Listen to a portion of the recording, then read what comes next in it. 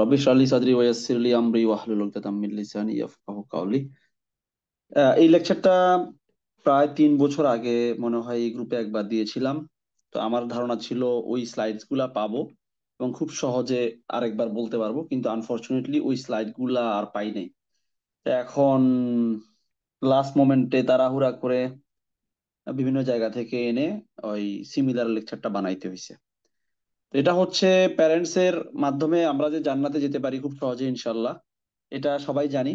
তো নতুন করে বলার আসলে কিছু নাই, বাট রিমাইন্ডার দেওয়া।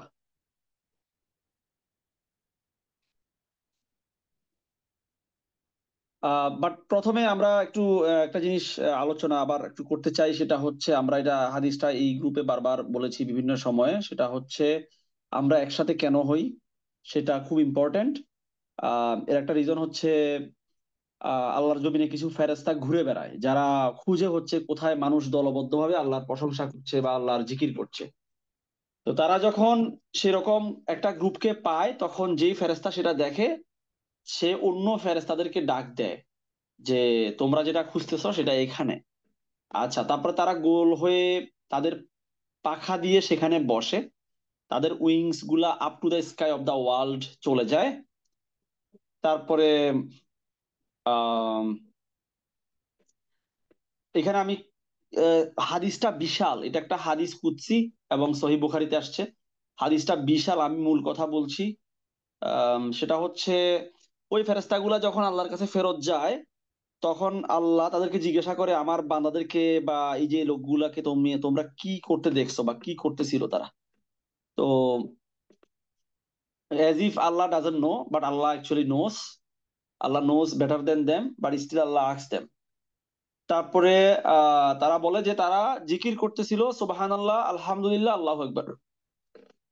তখন আল্লাহ বলে তাদেরকে, তারা যে জিকির করছে তারা কি আমাকে দেখেছে? তো তখন ফেরেশতারা বলে যে না, দেখেনি। দেখলে কি করতো? তো বলে যে দেখলে আরো পারফেকশনের সাথে জিকির করতো। মানে সামারিটা হচ্ছে এরকম। তারপরে আল্লাহ জিজ্ঞাসা করে তারা কি চায়। তো ফেরেশতারা উত্তর দেয় তারা জান্নাত চায়। আল্লাহ বলে তারা কি জান্নাত দেখেছে? তো বলে যে না, দেখেনি। তো দেখলে কি করতো? দেখলে আরো সিরিয়াসলি মানে জান্নাতের দিকে দৌড়িয়ে আসতো বা আরো সিরিয়াসলি চাইতো জান্নাত, আরো ব্যাকুল থাকতো জান্নাতের জন্য। তারপরে আল্লাহ বলে তারা কি কোনো কিছু থেকে মানে মুক্তি বা পানাহ চায় কিনা? বলছে হ্যাঁ, তারা জাহান্নাম থেকে মুক্তি চায়। তো তারা কি জাহান্নাম দেখেছে? না, তারা জাহান্নাম দেখেনি। যদি দেখতো তাহলে কি করতো? দেখলে আরো ভয়ের সাথে বা আরো সিরিয়াসনেস এর সাথে জাহান্নাম থেকে মুক্তি চাইতো। তখন আল্লাহ বলে যে তোমরা সাক্ষী, আমি আমার এই বান্দাদেরকে মাফ করে দিলাম। আম, তারপরে ওইখানে একটা মজার লাইন হচ্ছে এরকম যে one of the angels would say there was so and so amongst them, and he was not one of them, but he had just come for some need. মানে ওইখান দিয়ে একজন লোক যাচ্ছিল, সে একটা দরকারে সেখানে বসে পড়ছে। তো আল্লাহ বলে, আল্লাহর হচ্ছে মূল কথা হচ্ছে মানে এদের সাথে যেহেতু বসছে সেও এই বরকতটা পাবে। তো এটা হচ্ছে আমাদের হালাকার মূল উদ্দেশ্য। আমরা শুধু এই হালাকা না, যেখানে আল্লাহর এবং রাসূল সাল্লাল্লাহু আলাইহি ওয়াসাল্লামের কথা হয় সেখানে আমাদের সুযোগ পেলে যাওয়া উচিত এবং বসা উচিত। আর আমরা যদি এইসব রিমাইন্ডারের মধ্যে না থাকি, তাহলে আমাদের ইমানের যে আপস এন্ড ডাউনস হয়, ডাউনস এর মধ্যে থাকাটা খুব স্বাভাবিক। আচ্ছা, তো কোরআনে আমি শুধু প্যারেন্টস দিয়ে সার্চ দিলাম, অনেকগুলা আয়াত আসছে আলহামদুলিল্লাহ। তো সবগুলা আনলে লেকচার অনেক লম্বা হয়ে যাবে। তো আমি শুধু মূল যে দুই একটা পারছি সেগুলা আনছি। যেমন এখানে বলছে সূরা 17, for your Lord has decreed that you worship none but him. মানে এখানে শিরক বা তাওহিদের ব্যাপারটা আসছে। এন্ড অনার ইউর প্যারেন্টস, তার মানে তাওহিদের বা শিরকের পরপরই আল্লাহ প্যারেন্টস এর কথাটা নিয়ে আসছে। এটা এখান থেকে এটার সিরিয়াসনেসটা বোঝা যায়। এবং কবিরা গুনার যে লিস্ট করছেন স্কলাররা, 70টার মতো কবিরা গুনার যে লিস্ট করছেন, সেখানে আমার যদি ভুল না হয় টপ 2 বা 3 এর মধ্যে যে গুণাটা সেটা হচ্ছে প্যারেন্টস এর অবাধ্য হওয়া। প্যারেন্টস এর সাথে খারাপ ব্যবহার করা বা অবাধ্য হওয়া, এটা হচ্ছে সবচেয়ে বড় গুনার মধ্যে একটা। তারপরে আল্লাহ বলছেন, if one or both of them reach old age in your care, never say to them even উফ। এটাকে বাংলায় উফ আকারে লিখছে, নর ইয়েল এট দেম। ইয়েল করা তো দূরে থাক, তাদের প্রতি বিরক্ত হয়ে আমরা অনেক সময় বিরক্ত হই, তাকানো বা উফ শব্দ করা, এটাও করা নিষেধ। মানে এটাও যদি করি তাহলে কোরআনের একটা আয়াতকে আমি অমান্য করলাম। Rather address them respectfully. আপনি যদি প্যারেন্টস এর রাইটস কেমন হওয়া উচিত বা প্যারেন্টস এর সাথে কিভাবে কথা বলা উচিত, আপনি কোরআনকে পৃথিবীর কোনো ফিলোসফি, আর কোনো ধর্মগ্রন্থ বা কোনো কিছু দিয়ে বিট করতে পারবেন না। কোরআন এত সুন্দর করে উনাদের কথা বলছে। যেমন উফ শব্দটাও করা যাবে না। তারপরে বলছে and be humble with them out of mercy and pray, যেটা আমরা সবাই জানি, রব্বির হামহুমা কামা রব্বাইয়ানি সগীরা, my Lord be merciful to them as they raised me when I was young. তো এই এই যে দুইটা আয়াত বললাম, এটা হচ্ছে সূরা 17 আয়াত 23 থেকে 24। তো এই আয়াতটা শুধুমাত্র অনেকে মনে করে মা বাবা মারা গেলে পড়া যায়, এটা আসলে সবসময় পড়তে পারার কথা। মানে if I am wrong, please correct me. মানে এটা মারা যাওয়ার সাথে কোনো সম্পর্ক আমি পাই নাই, এটা সবসময় পড়তে পারার কথা। রব্বির হামহুমা কামা রব্বাইয়ানি সাগিরা, এটা অন্যতম অসাধারণ একটা দোয়া। আল্লাহ নিজে শিখায় দিচ্ছে, যিনি দোয়া কবুল করবেন তিনি দোয়া শিখায় দিচ্ছেন যে কিভাবে চাইতে হবে মা বাবার জন্য। সুবহানাল্লাহ। আচ্ছা, being dutiful to parents. Narrated Abdullah radiallahu an, I asked the Prophet, which deed is the dearest to Allah? He replied, to offer the prayers at their early stated fixed times. তো আমি এই লাইনটা, parents এর যেহেতু topic, এই লাইনটা ভাবছিলাম যে রিমুভ করা যায়, মানে পার্সিয়াল হাদিসটা দেখানো যায়, কিন্তু এই লাইনটা আসলে খুব ইম্পর্টেন্ট রিমাইন্ডার। সেটা হচ্ছে আমরা অনেক সময় কাজের জন্য বা অলসতা করে নামাজকে একটু পিছায় ফেলি। যে জোহরের ওয়াক্ত হচ্ছে হয়তো 12:30 বাজে এখন, কিন্তু আমার কাছে মনে হচ্ছে আমি একসাথে 1:30টার দিকে জোহর পড়লে এক অজুতে জোহরও পড়ে ফেলতে পারবো, আসরও পড়ে ফেলতে পারবো, কাজগুলো গোছায় আসবে। এটা অত্যন্ত খারাপ। আল্লাহর অত্যন্ত প্রিয় হচ্ছে আর্লিয়েস্ট টাইমে নামাজ, মানে ওয়াক্ত হওয়ার সাথে সাথে নামাজ পড়ার চেষ্টা করা। তো এটা আমার নিজের জন্য এবং সবার জন্য একটা রিমাইন্ডার। আচ্ছা, হোয়াট ইজ নেক্সট, ওই সাহাবী জিজ্ঞাসা করছে। He replied, to be good and dutiful to your parents. I again asked, what is the next? He replied, to participate in jihad in Allah's cause. এখানে যে লক্ষণীয় সেটা হচ্ছে প্যারেন্টস এর কথা। রাসূল সাল্লাল্লাহু আলাইহি ইসলামের কে যখন জিজ্ঞাসা করা হলো সেরা 3টা কাজ কি, সেখানে নামাজের কথাটা উনি 1 নম্বরে বলছে, টাইমলি পড়া। 2 নম্বরে মানে জিহাদের আগে উনি প্যারেন্টস এর প্রতি ভালো ব্যবহার এবং ডিউটিফুল হওয়াকে নিয়ে আসছে। তো এটার মানে গ্র্যাভিটি বা ইম্পর্টেন্স কত বেশি, এবং হাদিসটা আসছে সহিহ বুখারীতে। ওকে, সুবহানাল্লাহ। এই এই হাদিসটা খুবই সিরিয়াস। এটা আমরা অনেকে মনে করতাম যেটা ভুল হাদিস কিনা, কিন্তু এটা আসলে সহিহ হাদিস। সুনান আন-নাসাইতে আসছে। আম, একজন এসে বলছে, O messenger of Allah, I want to go out and fight in jihad and I have come to ask your advice. রাসূল সাল্লাল্লাহু আলাইহি ওয়াসাল্লাম said, do you have a mother? He said yes. Then Rasul sallallahu alaihi wasallam replied, then stay with her, for paradise is beneath her feet.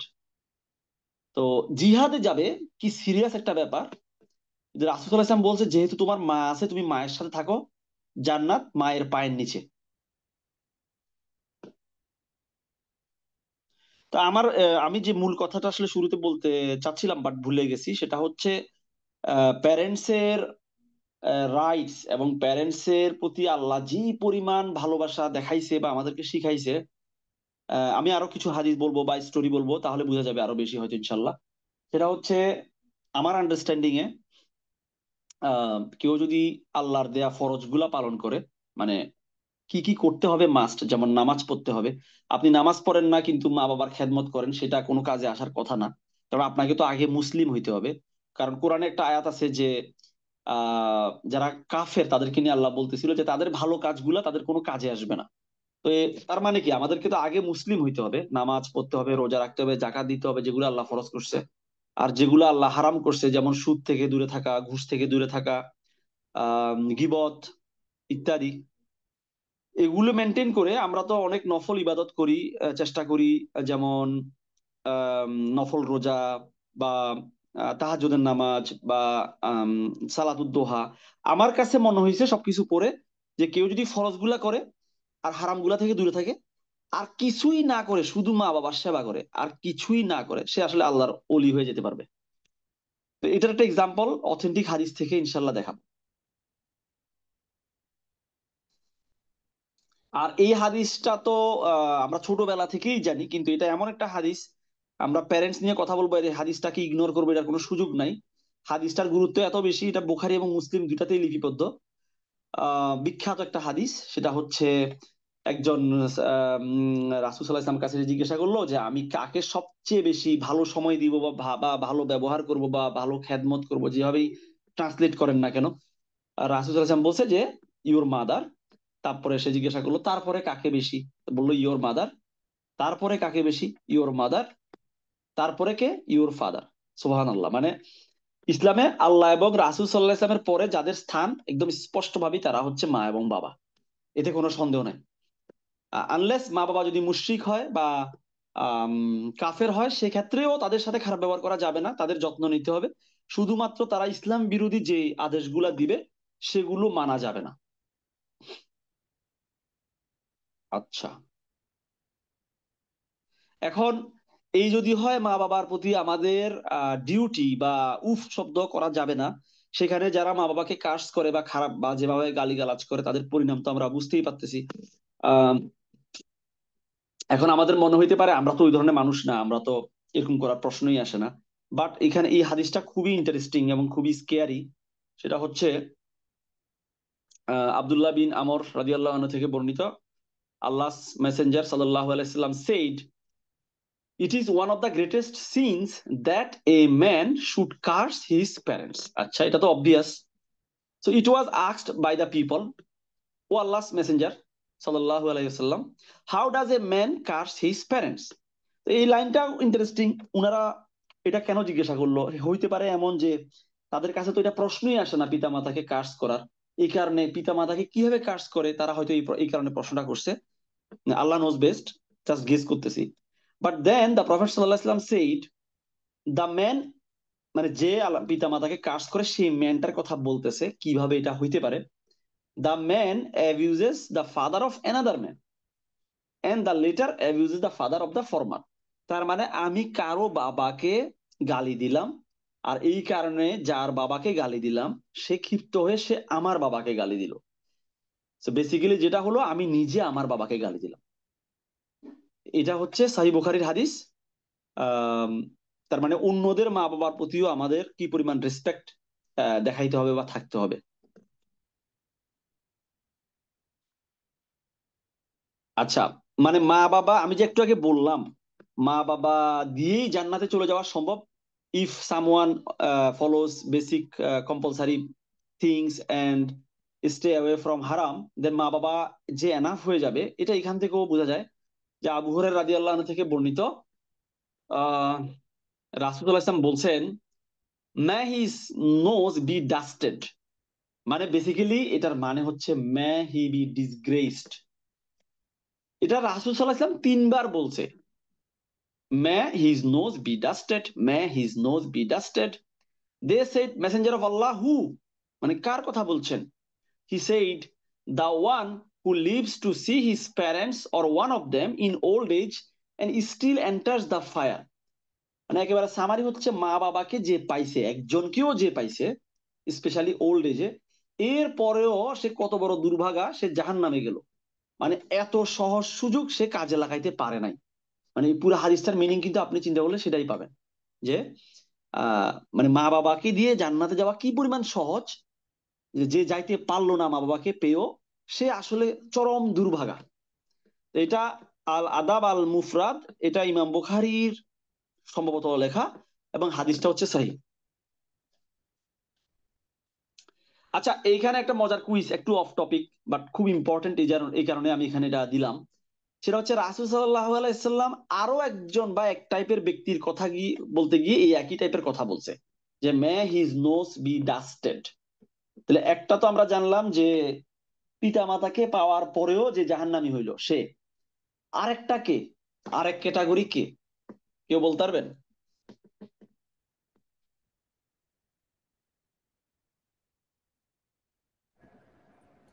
Ramzan মাস পাইলো, but নিজে ক্ষমা করে নিতে পারলো না আল্লাহর কাছে।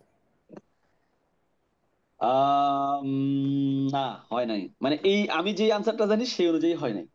আচ্ছা। ওটার জন্য আলাদা কিছু আছে কিনা আমি জানি না। আর কেউ?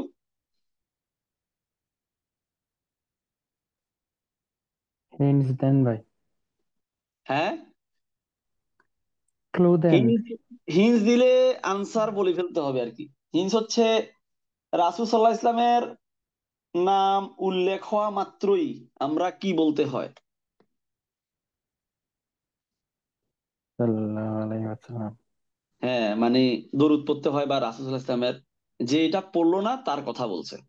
যে আবু হুরায়রা রাদিয়াল্লাহু আনহু থেকে বর্ণিত, the messenger of Allah sallallahu alaihi wasallam said, may his nose soil with dust, in whose presence mention is made of me, and he does not supplicate for me.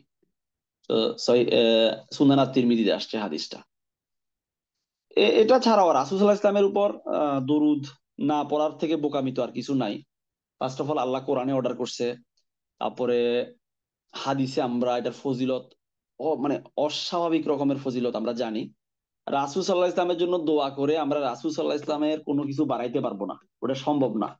আমরা আসলে রাসূল সাল্লাল্লাহু আলাইহি ইসলামের জন্য দোয়া করে নিজের বাড়াইতে পারবো। রাসূল সাল্লাল্লাহু আলাইহি ইসলামকে আল্লাহ যে সম্মান দিছে, ওইখানে আর বাড়ানোর আমাদের পক্ষ থেকে কোনো স্পেস নাই। তো এটা আসলে নিজের জন্য।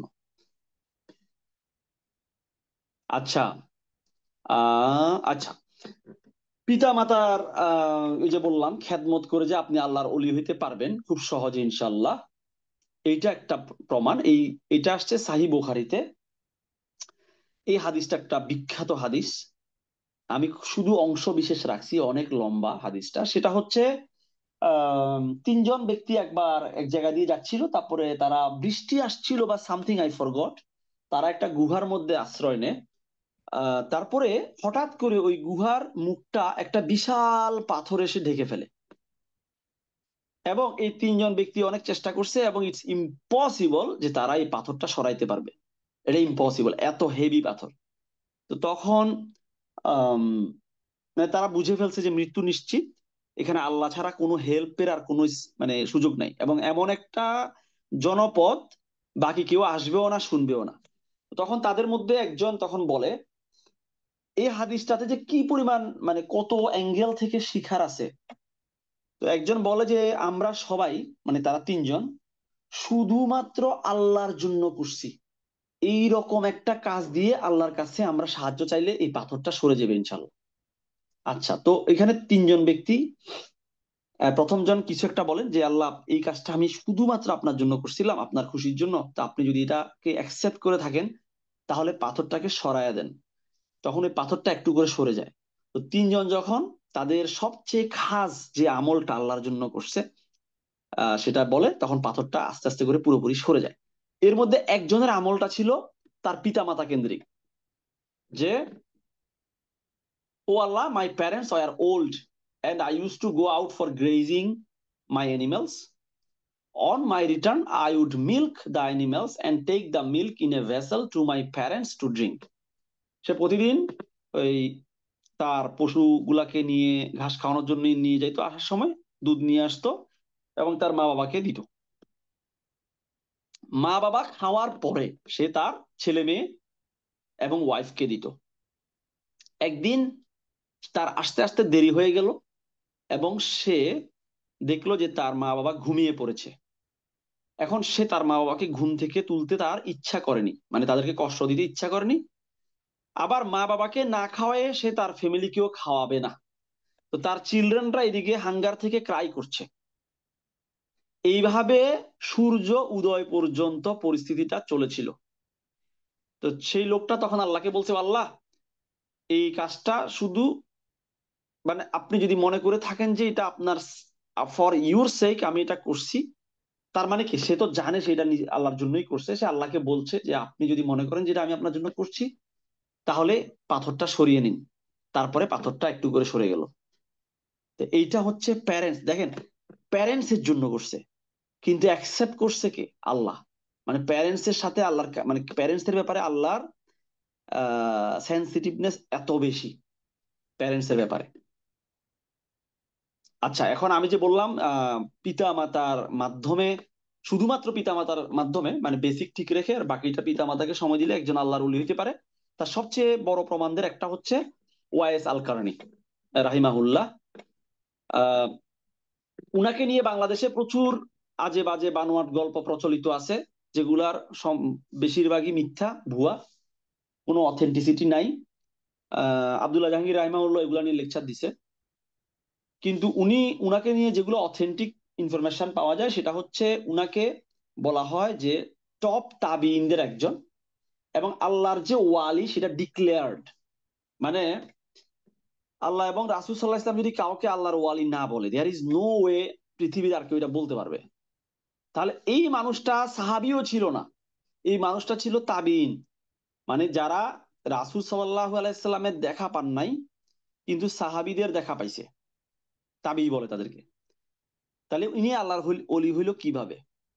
ইনার সাথে রাসূল সাল্লাল্লাহু আলাইহি ওয়াসাল্লামের দেখাও হয় নাই, অথচ উনার কথা রাসূল সাল্লাল্লাহু আলাইহি ওয়াসাল্লাম সাহাবীদেরকে বলে গেছেন যে এরকম একজন ওয়ালি আছে আল্লাহর।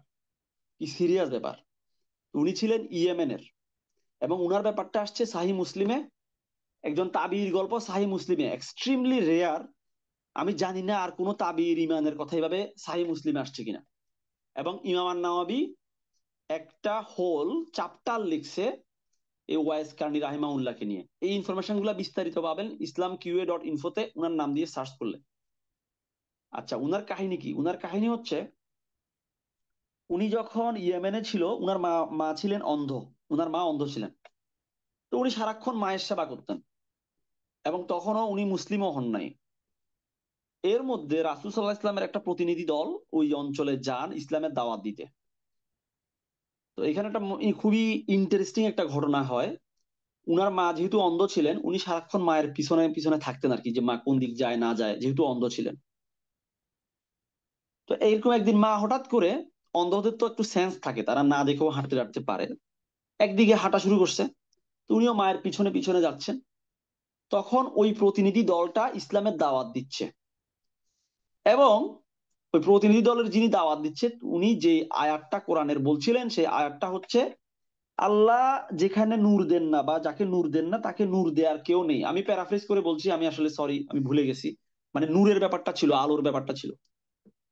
তো উনি কিন্তু উনার মা অন্ধ মায়ের পিছনে হাঁটতে হাঁটতে ওই দিয়ে যাচ্ছিলেন। তো উনার কাছে এটা খুবই অদ্ভুত লাগছে এবং অসম্ভব ভালো লাগছে। তো উনি ইসলাম গ্রহণ করেন।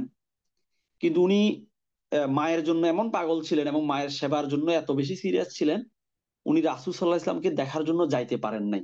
মানে রাসূল সাল্লাল্লাহু আলাইহি ইসলামকে একবার দেখতে গেলেই উনি সাহাবীর মর্যাদা পাইতেন, কিন্তু উনি মায়ের কারণে যান নাই। এখন এই লোকটা কি পরিমাণ সিরিয়াস, মানে লেভেলের আল্লাহর ওয়ালি, যে ইয়েমেন থেকে যখন কোনো দল আসতো, ওমর ইবনে আল খাত্তাব তাদেরকে জিজ্ঞাসা করতো তোমাদের মধ্যে ওয়াইস আল কুরনি আছে কিনা। কারণটা কি, আমি স্টোরিটা বলছি। রাসূল সাল্লাল্লাহু আলাইহি ইসলাম সাহাবীদেরকে বলে গেছিল এরকম এরকম একটা লোক আসছে, তার লেপ্রসি হয়েছিল। লেপ্রসি মানে বাংলাদেশে যেটাকে কুষ্ঠ রোগ বলে। এখন হয়তো এটা এত সিরিয়াস রোগ না, কিন্তু তখন এটা খুব সিরিয়াস রোগ ছিল। তো ওয়াইস কুরনির দোয়া আল্লাহ এমন ভাবে শুনতো, যাই চাইতো তাই দিত। তো উনি আল্লাহকে বলছিল আমার লেপ্রসি ভালো করে দাও, তবে একটা কয়েনের সমান অংশ রেখে দিও ওই লেপ্রসির। আল্লাহকে উনি এইভাবে দোয়া করছে, যাতে করে ওই অংশটার দিকে তাকায়া উনি আল্লাহর যে উনার প্রতি উনার যে দোয়া কবুল বা আল্লাহর যে মাহাত্ম্য সেটা যেন উনি মানে সবসময় মনে রাখতে পারে। এবং আল্লাহ ঠিক ওইভাবে উনাকে ভালো করছে এবং ওই একটু অংশ রেখে দিছে।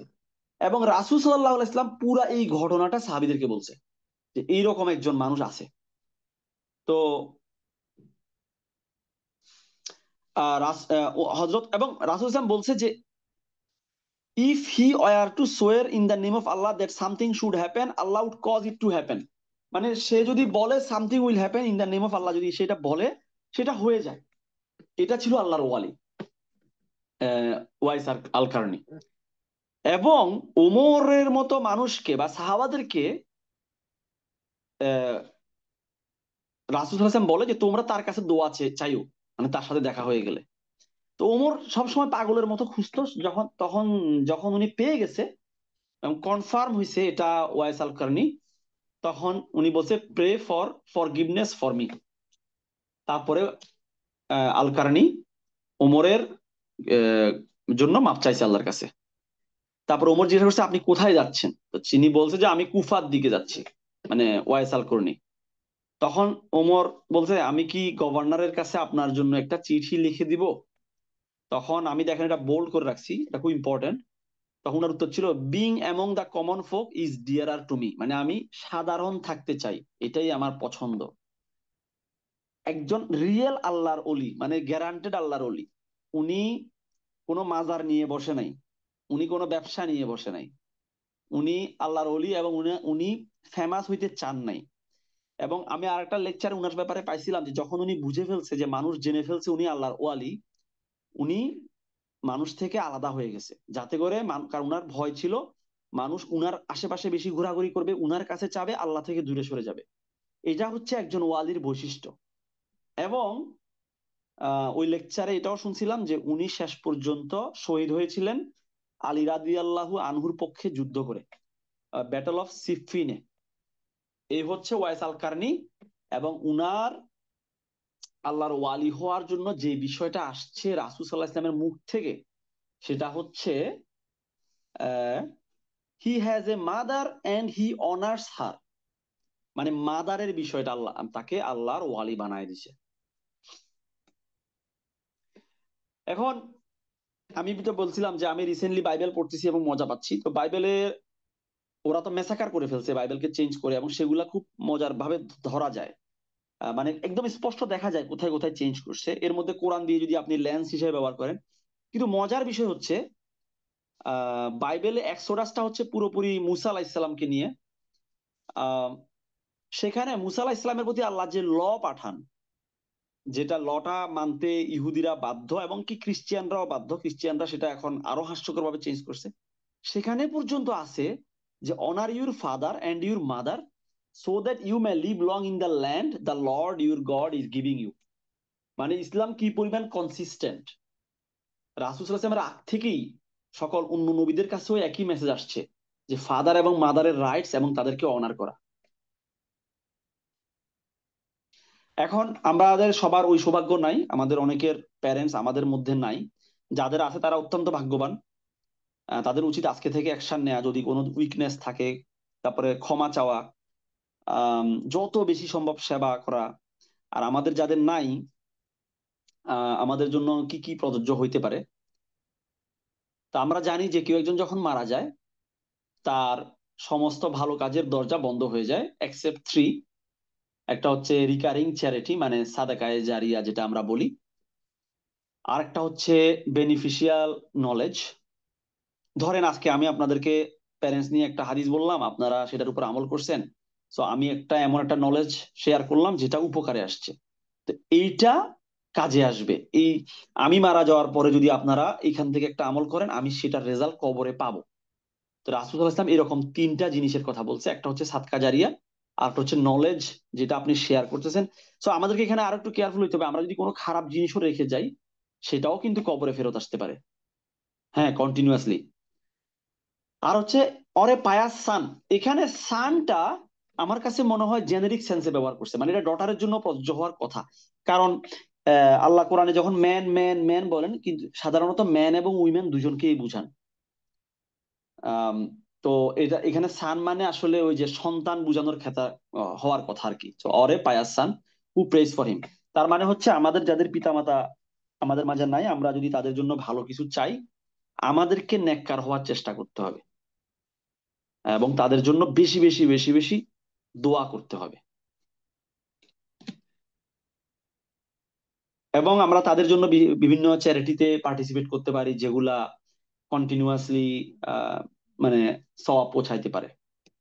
তো সাম দোয়াস, এই দোয়াটা আমরা বাংলাদেশে সবাই যে রব্বির হামহুমা কামা রব্বায়ানি সগীরা, এটা পারি আলহামদুলিল্লাহ, হুইচ ইজ অ্যামেজিং দোয়া। আরেকটা খুবই ভালো দোয়া, এটা হচ্ছে রব্বানা গফিরলি ওয়ালি ওয়ালিদাইয়া ওয়ালিল মুমিনিনা ইয়াউমা ইয়াকুমুল হিসাব।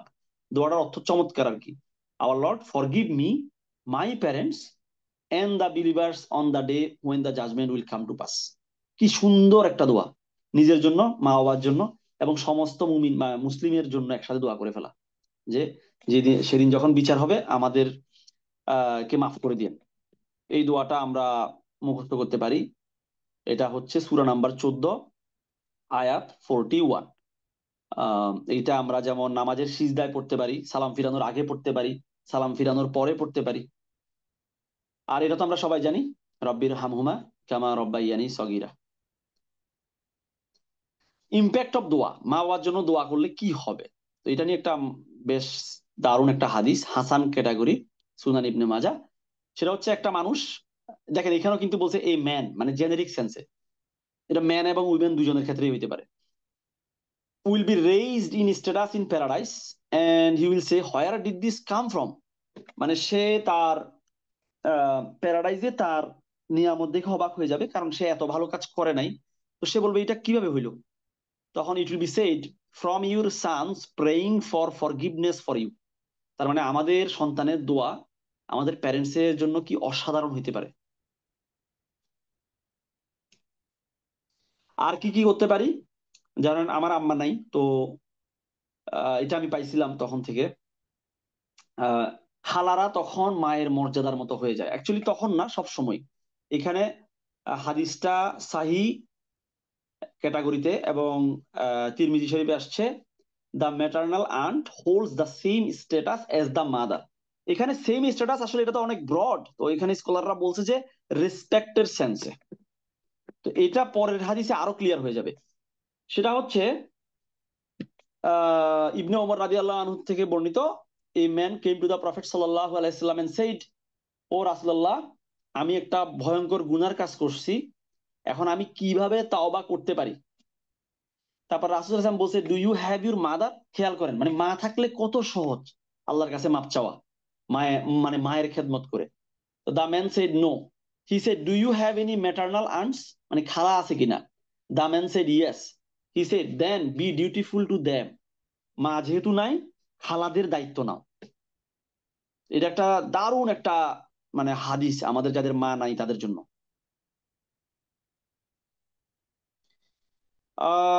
এটাই ছিল লেকচার, আর লম্বা না করি ইনশাল্লাহ। আর যদি কারো কোনো কিছু এখানে শেয়ার করতে পারেন তাহলে খুব ভালো হয়।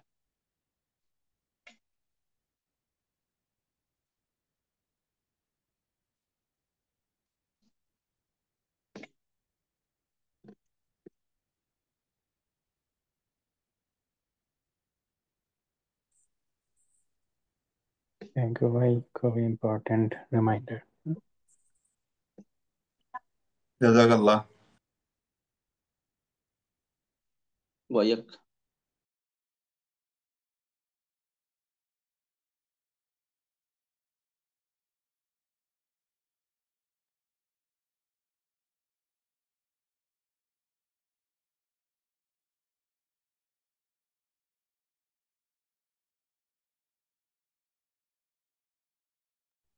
কেউ কিছু শেয়ার কেউ কিছু শেয়ার করতে চাইলে শেয়ার করতে পারেন।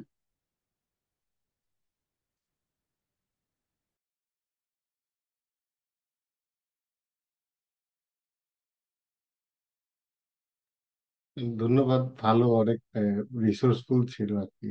ধন্যবাদ। আলহামদুলিল্লাহ। জাজাকাল্লাহ খায়ের।